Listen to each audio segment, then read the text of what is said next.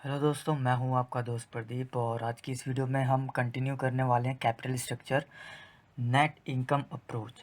जी हाँ, last video में हमने थ्योरी पढ़ी थी कैपिटल स्ट्रक्चर से रिलेटेड, उसके इम्पोर्टेंस वगैरह, इसेंशियल्स फीचर्स क्या है, ये सब चीज़ें। तो जिन लोगों ने अभी तक वो वीडियो नहीं देखी है, प्लीज़ वो जाकर एक बार वीडियो को ज़रूर देखें। एंड ये जो है हमारा सेकंड पार्ट होगा। इसमें मैं अप्रोच के साथ न्यूमेरिकल भी दिखलाऊंगा करके कि किस तरीके से सॉल्व किया जाता है। तो चलिए स्टार्ट करते हैं। देखिए, सबसे पहला जो अप्रोच है वो है नेट इनकम अप्रोच। करना क्या होता है, देखिए मैं सबसे पहले इसके बारे में थोड़ा सा बता देता हूँ क्या है।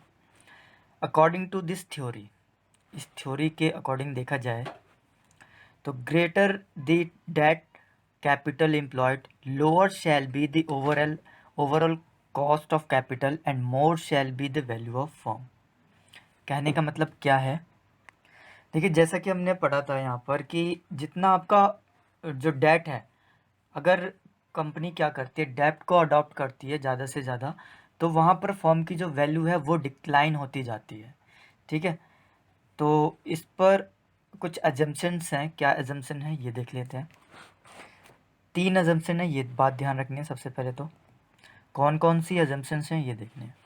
The cost of debt is less than cost of equity, पहली एजम्पशन तो ये।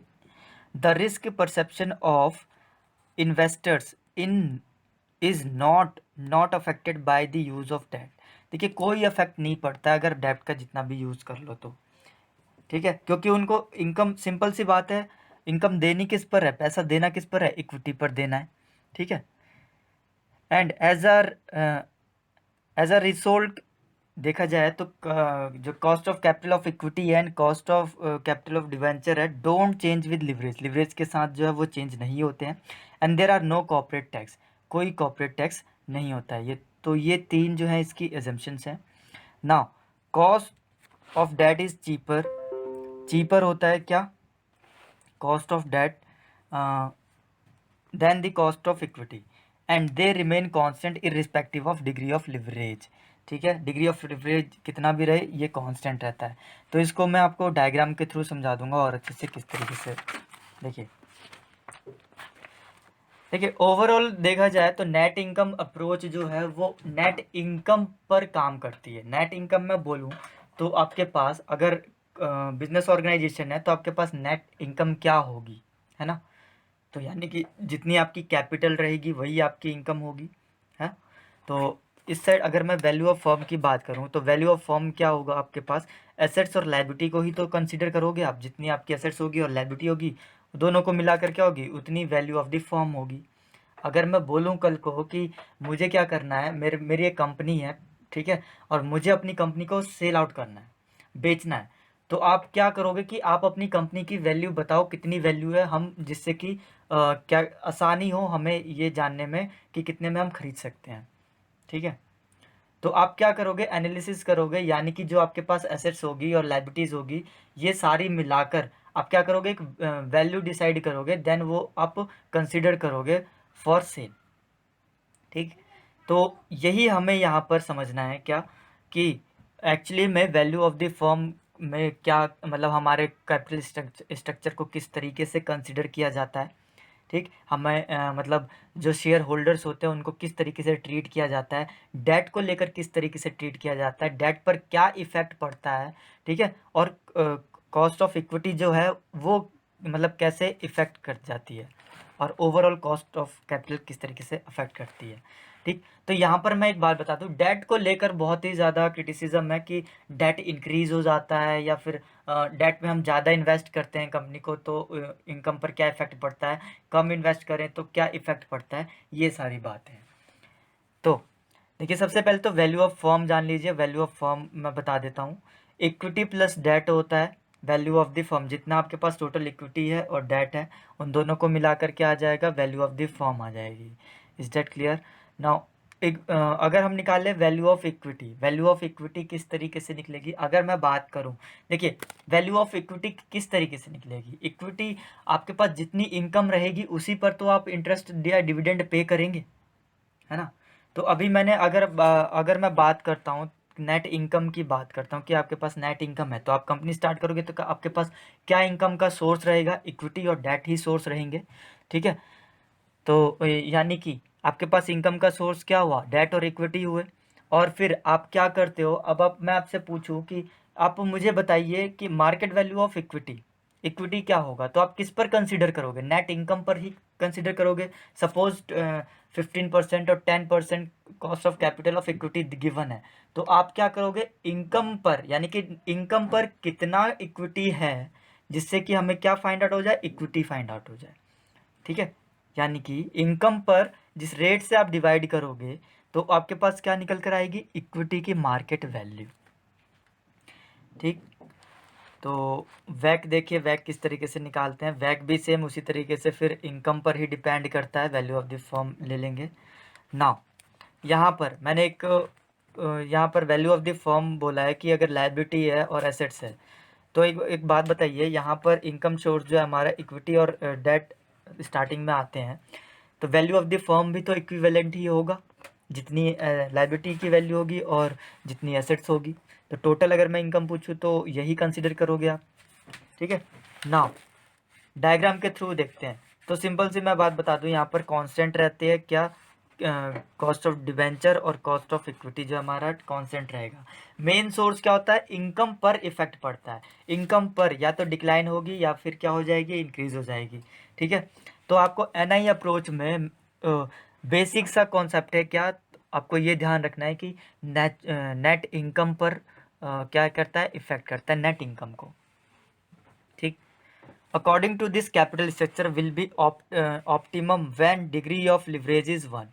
ऑप्टिमम वैल्यू कब रहेगी? जब लिवरेज क्या रहेगा? इस केस में 1 रहेगा, ठीक।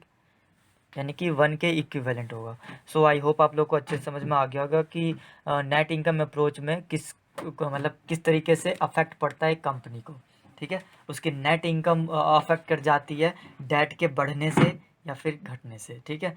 और सूटेबल रहता है कि डेट का हम कम से कम यूज़ करें। ज़्यादा से ज़्यादा यूज़ करते हैं तो क्या होता है कि डिक्लाइनिंग बेस पर हमारी इनकम सोर्स मतलब कम होने लगती है। चलिए, तो अब मैं स्टार्ट करूँगा यहाँ पर क्या? न्यूमेरिकल। देखिए, मैं आपको ये क्लियर करना चाहता हूँ, सबसे पहले हम अप्रोच पढ़ेंगे एंड देन न्यूमेरिकल करेंगे। तो एनआई अप्रोच जो हमने पढ़ा है वहाँ पर क्या सीखा हमने कि नेट इनकम पर इफेक्ट पड़ेगा, ठीक है। नेट इनकम को लेकर चलना है, ये बात ध्यान रखनी है। अगर मैं आपसे पूछूं कि वैल्यू ऑफ द फर्म क्या होगी, तो आपको क्या बोलना होगा कि नेट जितनी हमारे पास इक्विटी है और डेट है, दोनों को मर्ज करके आ जाएगी हमारे पास वैल्यू ऑफ द फर्म, ठीक है। अब मैं बोलूँ आपको क्या? इक्विटी फाइंड आउट करनी है, इक्विटी बताइए। तो आपको ध्यान में क्या रखनी है बात कि नेट इनकम से कंसीडर होगा क्या? इक्विटी, ठीक है। एंड ना कॉस्ट ऑफ कैपिटल निकालनी हो तो सिंपल से कॉस्ट ऑफ कैपिटल के लिए तो वैल्यू ऑफ द फर्म लेनी पड़ेगी, और वो भी किस पर इफेक्ट करेगा? इनकम को लेकर अफेक्ट करेगा। तो चलिए क्वेश्चन करते हैं अब हम इसका जो न्यूमेरिकल है वो सॉल्व करते हैं। तो सबसे पहला जो न्यूमेरिकल होगा वो मैं बता दूं आपको। तो देखिए, इलस्ट्रेशन नंबर हम 22 करेंगे।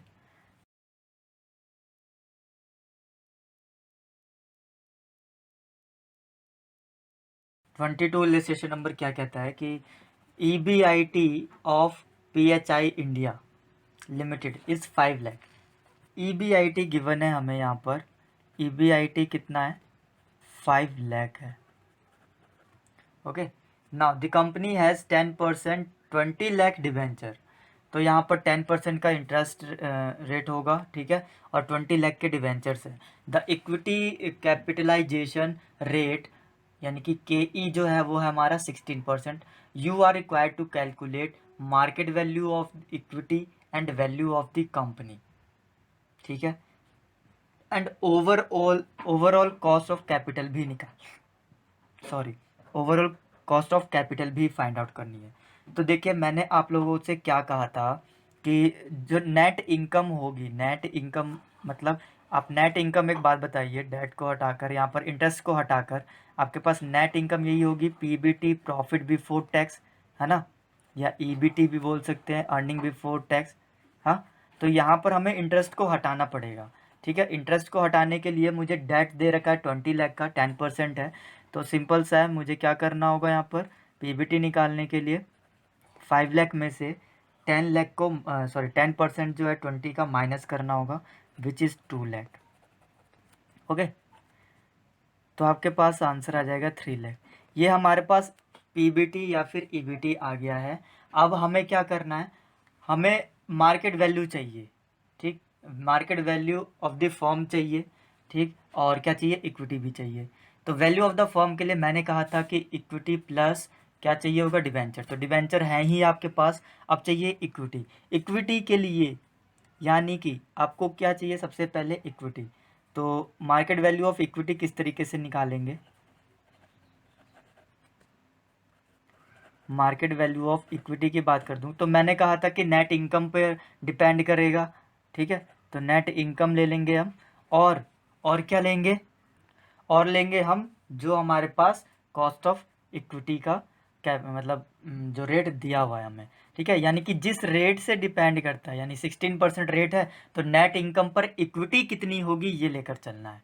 ठीक है, यानी कि यहाँ पर आप के ई भी लिख सकते हैं, मैंने डायरेक्ट पुट कर दिया तो कोई बात नहीं। नेट इनकम है आपके पास अब कितनी, 3 लाख है, और इक्विटी कितनी है हमारे पास 16%।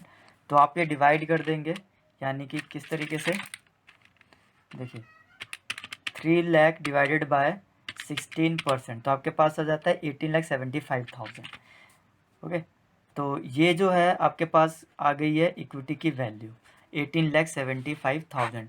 नाउ पूछा क्या है, वैल्यू ऑफ फर्म पूछा है। वैल्यू ऑफ फर्म यानी कि इक्विटी प्लस डेट।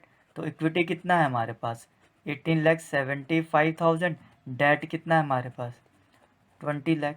तो आप इस तरीके से सॉल्व करके कर सकते हैं। तो टोटल अमाउंट देखूं तो मेरे पास वैल्यू ऑफ द फर्म आती है 38 और 75,000। ओके, ये आ गया हमारे पास value of the firm. Now turn to the next question which is, देखिए सबसे पहले तो यहाँ पर दो चीज़ें क्लियर हो गई हैं। पहले क्वेश्चन में पूछा था कि मार्केट वैल्यू ऑफ इक्विटी बताइए, तो मार्केट वैल्यू ऑफ इक्विटी आ गई है। एंड सेकंड पूछा था वैल्यू ऑफ द फर्म बताइए, तो वैल्यू ऑफ द फर्म निकाल लिया अब हमने। अब पूछा ओवरऑल कॉस्ट ऑफ कैपिटल बताइए। ठीक, तो ओवरऑल कॉस्ट ऑफ कैपिटल की बात करूं तो मैंने कहा था कि ओवरऑल कैपिटल किसकी देखोगे आप, फर्म की देखोगे, है ना। तो फर्म की वैल्यू कितनी है वो, और नेट इनकम पर डिपेंड करता है। ठीक है, किस पर डिपेंड करता है, नेट इनकम। बट यहाँ पर वैल्यू ऑफ द फर्म के लिए आपको इंटरेस्ट भी इंक्लूड करना होगा, यानी कि ईबीआईटी पर देखना होगा कि टोटल इनकम पर हमें कितना मतलब जो कॉस्ट ऑफ कैपिटल है वो आई है। ठीक, तो ईबीआईटी क्या है हमारे पास, ईबीआईटी है 5 lakh, and value of the firm कितनी है 38। ओके, तो आप इस तरीके से क्या कर सकते हैं, इसको डिवाइड कर दो, 5 लाख डिवाइड बाय 38 75,000, तो आपके पास आ जाता है 0.1290। और क्या कर सकते हो आप, और 100 से मल्टीप्लाई करके 12.90 कर सकते हो परसेंट। सो आई होप आपको क्लियर हो गया होगा ये किस तरीके से नेट इनकम अप्रोच जो है वो काम करता है। देखिए नेट इनकम अप्रोच के लिए नेट इनकम को ही लेकर चलना पड़ेगा, ये बात ध्यान रखनी है। ठीक, नेट इनकम पर फर्क पड़ता है, इक्विटी और डिबेंचर पे नहीं फर्क पड़ता है, ये भी कॉन्सेप्ट ध्यान रखना है। चलिए आते हैं अब हम अपने नेक्स्ट टॉपिक की तरफ which is net operating income approach. तो उसमें देखेंगे डेट और इक्विटी को लेकर किस तरीके से मतलब क्या इफेक्ट पड़ते हैं उन पर, या फिर इनकम पर क्या इफेक्ट पड़ता है, ये बात सीखेंगे। चलिए पढ़ते हैं हम आगे। देखिए net operating approach, net operating income approach जो है, सबसे पहले तो यहाँ पर ये ध्यान रखनी है बाय डेविड धुरन। ठीक है, ये क्वेश्चन मतलब लास्ट प्रीवियस ईयर पेपर्स में ये क्वेश्चन आया भी हुआ है कि किसने दिया हुआ है ये। ठीक है, तो ये जो है नाम याद रखना है। नाउ टर्न करते हैं हम अब इस पर। ऑपरेटिंग इनकम को हम ईबीआईटी बोलते हैं। ठीक है, ये क्लियर होना चाहिए सबसे पहले तो। नाउ अगर मैं देखूं वैल्यू ऑफ द फर्म, यहाँ पर देखिए, यहाँ पर मैं बताऊं, यहाँ पर अब डेट और जो हमारा कॉस्ट ऑफ कैपिटल है ओवरऑल, वो क्या होते हैं, कांस्टेंट होते हैं। इस पर हमें मतलब जो इक्विटी है वो फ्लोट करता है, यानी कि वो वेरी करता है।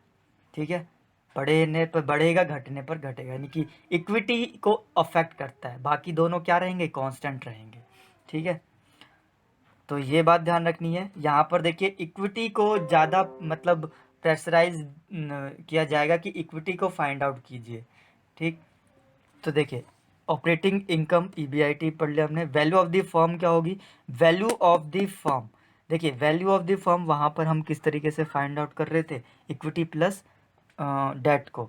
बट यहाँ पर जो है आप यहाँ पर किसको ज़्यादा फोकस दिया जाएगा, ऑपरेटिंग इनकम को। ठीक है, ऑपरेटिंग इनकम की बात हो रही है तो ऑपरेटिंग इनकम को ही दिया जाएगा प्रेफरेंस। ठीक है, तो ऑपरेटिंग इनकम होगी ये, और कॉस्ट ऑफ कैपिटल से आपको डिवाइड कर देना होगा।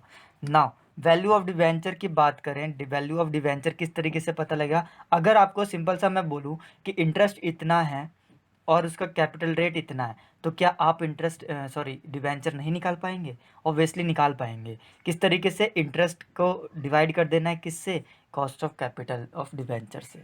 ठीक, तो बहुत ही ज़्यादा इजी है ये। नाउ अब मैं बात करता हूँ वैल्यू ऑफ इक्विटी। तो एक बात बताइए, वैल्यू ऑफ इक्विटी आपके पास दो तरीके हैं निकालने के। या तो आप नेट इनकम से निकाल लो, यहाँ से भी निकाल सकते हो इक्विटी की वैल्यू। ठीक है, यहाँ नेट इनकम आ जाएगी और फिर डिवाइड कर दोगे आप क्या, कॉस्ट ऑफ इक्विटी से, अगर आपको गिवन है तो। ठीक, लेकिन मैं अगर बात करूं कि आपको डिबेंचर दिया हुआ है, वैल्यू ऑफ द फर्म दे रखी है, अब आप निकालो, तो ऑब्वियसली निकाल सकते हो। किस तरीके से, क्योंकि हमने सीख लिया है लास्ट क्वेश्चन में क्या, वैल्यू ऑफ द फर्म क्या होती है, इक्विटी प्लस डिबेंचर। तो यहाँ पर आप इक्विटी की वैल्यू निकाल सकते हो, वैल्यू ऑफ द फर्म में से डिबेंचर माइनस करके क्या आ जाएगा आपके पास, इक्विटी आ जाएगा। तो ये एक तरीका भी है इक्विटी निकालने का। Now turn to the next, क्या है हमारे पास, कॉस्ट ऑफ इक्विटी निकालनी है। तो सिंपल सी बात है, नेट इनकम पर डिपेंड करता है। नेट इनकम इतनी है, इक्विटी इतनी है, तो कॉस्ट ऑफ कैपिटल कितना होगा, ये तो इजीली आ ही जाएगा। और जैसा कि मैंने बोला था आपसे कि कुछ इक्विटी पे डिपेंड करता है, यानी कि इक्विटी वेरी होती है। तो यहाँ इक्विटी देखिए वेरी हो रही है और बाकी दोनों क्या है, कांस्टेंट है। ठीक, तो ये बात ध्यान रखनी है। और कुछ एजम्पशन भी है, एजम्पशन भी साथ साथ हमें पढ़ लेना है।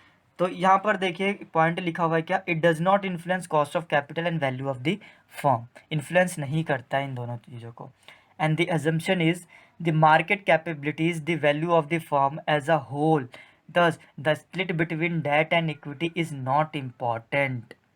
ठीक है, and the business risk remain constant. तो सबसे इंपॉर्टेंट बात है यहाँ पर, बिजनेस रिस्क जो है वो कांस्टेंट रहता है at every level of debt equity mix. There is no corporate tax होगा, और debt capitalisation rate K D is constant रहता है। यानी कि ऑल ओवर मैं बोलूँ तो ये एजम्पशन बेस्ड जो है वो ग्राफिकल जो फिगर है उस पर बेस्ड है। तो उसकी हेल्प लेकर भी आप ये एजम्पशन को लिख सकते हैं। देखिए दो बातें ध्यान रखनी है क्या, सबसे पहले तो बिजनेस रिस्क जो है वो कांस्टेंट रहता है, केडी कांस्टेंट रहता है, नो कॉर्पोरेट टैक्स होता है, मतलब कॉर्पोरेट टैक्स नहीं होता है, एंड स्प्लिट कर देता है, मतलब कोई इफेक्ट नहीं करता है। ये बात ध्यान रखनी है। बस हो गया एजम्पशन। ठीक, तो चलिए नेट ऑपरेटिंग इनकम का भी एक क्वेश्चन कर ही लेते हैं।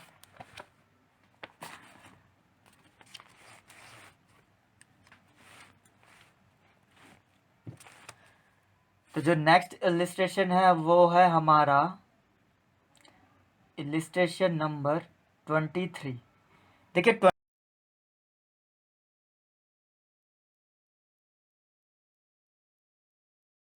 23 इलिस्ट्रेशन नंबर क्या कहता है, मैं यही कर देता हूँ, थोड़ा सा ही होगा। HPL लिमिटेड ऑपरेटिंग इनकम, अब आपको गिवन है ऑपरेटिंग इनकम गिवन है 5 lakh. The company cost of debt is 10%, cost of debt दे रखा है 10% का। And currently the company employs 15 lakh of debt, debt की वैल्यू भी दे रखी है all over.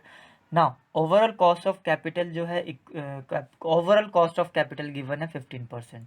You are required to find out the value of the company and cost of equity. तो मैंने आपसे कहा ही था पहले कि इक्विटी पे फोकस करेगा ज़्यादा, तो कोई दिक्कत नहीं है। यहाँ पर सबसे पहले हमें क्या निकालना है, वैल्यू ऑफ द कंपनी। तो वैल्यू ऑफ द कंपनी की बात करूँ मैं, तो आप दो तरीके से निकाल सकते हैं। किस तरीके से, अगर आपको इक्विटी की वैल्यू पता है ठीक। और डिबेंचर की पता है तो उस तरीके से भी फाइंड आउट कर सकते हैं। और आप क्या कर सकते हो, आप डायरेक्टली फाइंड आउट कर सकते हो क्या, EBIT आपके पास है ही, ठीक है। EBIT गिवन है कितना, 5 लाख, ठीक है। और आपको क्या चाहिए, कॉस्ट ऑफ ओवरऑल कैपिटल, है ना, यही तो चाहिए होता है। तो चलिए करते हैं इसको सॉल्व जरा अब हम। तो सिंपल सा है, value of the firm EBIT हो जाएगा, और अपॉन में कॉस्ट ऑफ कैपिटल तो टोटल दिया ही हुआ है, तो EBIT कितना है हमारा, 5 लाख है, और 15%। तो सिंपल सा क्या करोगे आप, 5 लाख यहाँ पे लिख दोगे कैलकुलेटर पे अपने, 5 लाख एंड डिवाइडेड बाय 15%। तो ये आपके पास आ जाएगी 1 2 3 4 5 6 7, ठीक है, यानी कि 7 टाइम्स 333।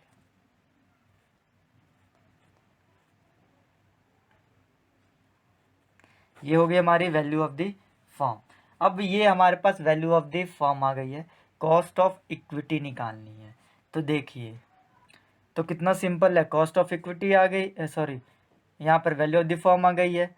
तो वैल्यू, जब हमें equity value of the firm एक और तरीके से भी निकाल सकते हैं, क्या कहा था मैंने, इक्विटी प्लस डिबेंचर। अब मुझे इक्विटी चाहिए, तो इक्विटी चाहिए तो सिंपल सा होगा, क्या कर दूंगा, वैल्यू ऑफ द फर्म में से माइनस कर दूंगा डिबेंचर। तो सिंपल सा तो है, वैल्यू ऑफ द फर्म हमारे पास ये है, और डिबेंचर हमें गिवन है ही 15 लाख। आप उसमें से माइनस कर देना, आपके पास आंसर आ जाएगा कितना, 18,333, ये, ठीक है। सो आई होप आप लोगों को क्लियर हो गया होगा ये आगे हमारे पास वैल्यू ऑफ इक्विटी। अगर देखिए यहाँ पर पूछा होता कॉस्ट ऑफ इक्विटी बताइए, ठीक है, cost of capital of equity, यानी कि KE बताइए किस तरीके से फाइंड आउट करेंगे। तो सिंपल सा तो है, कॉस्ट ऑफ इक्विटी किस पर अफेक्ट करता है, नेट इनकम पर, ठीक है। तो आप क्या करते हैं, अभी आपके पास लेकिन एक वैल्यू है, क्या, इक्विटी की वैल्यू है, तो नेट इनकम अपॉन, जब आपको क्या चाहिए, KE चाहिए, तो आप इक्विटी जितनी है उससे डिवाइड कर दीजिए। लेकिन अब जब आपको इक्विटी चाहिए होगी तो आप KE रेट दिया होगा उससे डिवाइड कर देना, सिंपल सा है। तो नेट इनकम हमारे पास कितनी है, EBIT में से इंटरेस्ट को हटाना पड़ेगा, EBIT which is 5 lakh minus कर दोगे आप, ठीक है, कितना, 150। देन आपके पास आ जाएगा कितना, क्या करोगे आप, सॉरी 5 लाख माइनस कर दोगे 1,50,000, तो आपके पास आ जाता है 350, यानी 3,50,000 नेट इनकम हो जाती है। और इक्विटी कितनी है हमारे पास, 18,3, ठीक, इस तरीके से। तो आप डिवाइड कर दोगे आप, तो आपके पास आ जाएगा यहाँ पर 0.1909 और 19.09%। सो आई होप आप लोगों को ये क्लियर हो गया होगा, नेट इनकम अप्रोच और net operating income approach. So guys, एक और टॉपिक है जो मैं आपको कराना चाहता हूँ, इसी का ही नेक्स्ट है हमारा ट्रेडिशनल अप्रोच। ओके, तो चलिए आते हैं ट्रेडिशनल अप्रोच पर। देखिए, ट्रेडिशनल अप्रोच भी बहुत ही ज़्यादा सिंपल है, वही फॉर्मूले हैं, ठीक, जो आपने पहले लगाए हुए हैं। यानी कि cost of value of the equity निकालनी है तो अभी तो किया हमने, वैल्यू ऑफ द डेट निकालनी है तो अभी तो हमने सीखा उसमें ऑपरेटिंग, यानी कि नेट ऑपरेटिंग की तरह ही होगा ऑलमोस्ट, ठीक है। और यहाँ पर मैं बता दूँ क्या है, यहाँ पर क्या है, देखिए ट्रेडिशनल अप्रोच का मतलब, यहाँ पर देखिए, यहाँ पर जो है एक लेवल ऐसा आएगा, यहाँ पे भी देखिए इफेक्टिव कौन करेगा पता है आपको, कॉस्ट ऑफ कैपिटल इफेक्ट करेगा। एक लेवल ऐसा आएगा जहाँ पर कांस्टेंट हो जाएगा, क्या, कॉस्ट ऑफ कैपिटल, ठीक है। अदरवाइज ये अगर ऐसे इंक्रीज हो रहा है तो इंक्रीज होते ही रहेगा, एक टाइम पे काफ़ी ज़्यादा चला जाएगा, मतलब कांस्टेंट रहना ही रहना है, एक पॉइंट पर कांस्टेंट लेवल रहना ही है, फिर देन क्या करेगा, वेरी करेगा। ओके, ट्रेडिशनल अप्रोच में इतना है। तो ट्रेडिशनल अप्रोच का जो क्वेश्चन है एक बार मैं देख लेता हूँ, एक और न्यूमेरिकल कर लेते हैं हम यहाँ पे, बट उससे पहले मैं अब आपसे कुछ क्वेश्चंस पूछना चाहता हूँ। लाइक अगर मैं नेट इनकम अप्रोच की बात करूँ तो क्या इफ़ेक्ट करता है जी, वहाँ पर क्या इफ़ेक्ट होगा, वहाँ पर हमें जो इक्विटी कैपिटल होगा और डेट कैपिटल होगा वो कांस्टेंट रहेंगे, एंड वेरी करेगा क्या, cost of capital. Is that clear. And अगर मैं बात करूं किसकी, नेट ऑपरेटिंग इनकम की, उस अप्रोच में क्या होता है, तो आप क्या कहेंगे कि इक्विटी वेरी करती है वहाँ पर, ठीक है। एंड ट्रेडिशनल वैल्यू की बात करूँ तो एक लेवल पर जाकर वैल्यू जो है वो कांस्टेंट रहती है, देन इंक्रीज होना स्टार्ट हो जाती है, ठीक। तो ये बात ध्यान रखनी है। चलिए बढ़ते हैं हम अपने न्यूमेरिकल्स की तरफ। 24 नंबर न्यूमेरिकल, देखिए कौन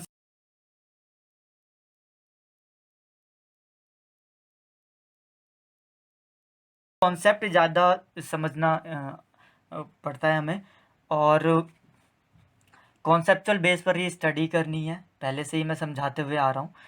अभी हम 2-3 न्यूमेरिकल्स कर लेंगे, उसके बाद हमें क्या करना है, जो प्रीवियस ईयर पेपर्स हैं उनको उठाकर देखना है कि किस तरीके से क्वेश्चन पूछे जा रहे हैं।